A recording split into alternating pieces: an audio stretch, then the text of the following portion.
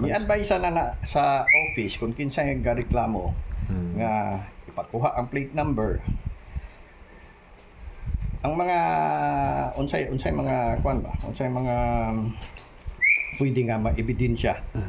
Labi na ko na ay mabidyuhan nga ana. So i-report lang dalion dito sa office, sa Vice Mayor's office kay under sa Vice Mayor's office. Then ato ginang aksyonan. Why makalusot ana if ever nga na ebidensya nga kuan. Either paanag franchise or i-suspend na. So daghan tag action ana.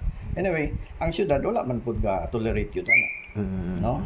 So muna og kanang problema ha, ma-address ra dayon. Actually naa gasigir ang problema bisan ga-address ta gasigir ra pud ang problema kana amang mga usay magbinuang ba. Di man nato na malikayan. So kana siguro nga problema dili lang na sa atong syudad. Either mag-taxi or sa diha nga mga transport na gyud ang problema ha. Gawas kan ng ticket. Ano mo na ticket. So if ever nga naay makuha nga ang plate number, mabidyuhan nila mas maayo. So para naatay proof nga pwede ta ka aksyonan nato dayon. Either i-cancel nato ilang franchise or i-suspend. Uban ko sa mga striker daw kanang mga kolorum ba? Oo. Unsay ato ang plano ang kanang kolorum illegal man ang kolorum. No?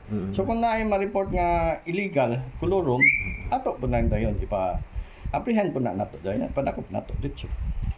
So kung naa lang tayo proof, makuha nila ang plate number, makuha nila ang ngalan sa driver. Parang Unsang mga- ang dili nila makuha sir kay tungod sa ilang problema ba niya dili nila makuha ang mataligam nila sa Ang ato lang gud diha gud, di man gud ta ka pinpoint gud kung kinsa na. Di ta ka identify ba? Nya lisod man ta mo dakop ana og kinsa nang kuana. So unahon sa nato investigar tong kinsa tong na-involved nga kuan og unsay information nga makuha nato. Then atong pwede ba ta kapangayo sa CDRMO o kanang answer para ma-identify siya? kana si DR mo ato ang kuanan, ato ang akong kuanan suwayan. Okay, wa ko kabalo sa system sa CDR mo. No, pero ipaabot ko na sa akong taas. Remember, unsay kaayo sa syudad kamo nagtabang man yun mo syudad. Unsay kaayo sa syudad, ora man po na mo unsay ma-contribute sa mga sa tao outside, ikaayo sa atong syudad, mas malipay mo pud mi. No? sige. Okay. Sige. So, welcome kayo kung naman mga reklamo. As long legitimate nga reklamo, wala yung problema ang syudad. Approachable lang kayo yung syudad, mas maayo pa gani. Kaya at least ma-improve po na to. No? Dili ta gusto nga ang ato ang mamulupyo mo ni suffer sa binuang sa mga kataga na itong mga franchise. Nga na.